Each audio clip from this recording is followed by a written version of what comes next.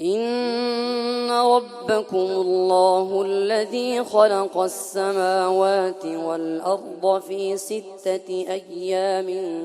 ثم استوى على العرش يغشي الليل النهار يطلبه حثيثا والشمس والقمر والنجوم مسخرات بأمره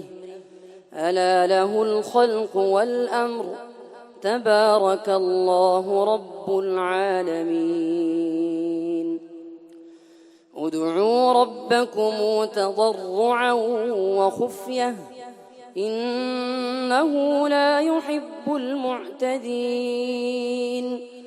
ولا تفسدوا في الأرض بعد إصلاحها وادعوه خوفا وطمعا إن رحمة الله قريب من المحسنين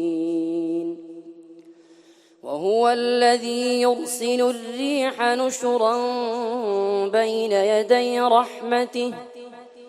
حتى إذا قلت سحابا ثقالا سقناه لبلد ميت فأنزلنا به الماء فأخرجنا به من كل الثمرات كذلك نخرج الموتى لعلكم تذكرون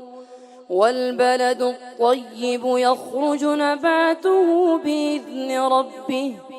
والذي خبث لا يخرج إلا نكدا كذلك نصرف الآيات لقوم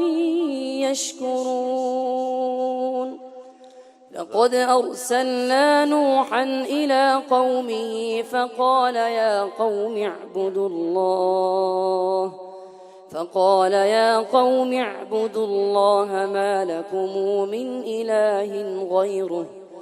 إني أخاف عليكم عذاب يوم عظيم. جزاك الله.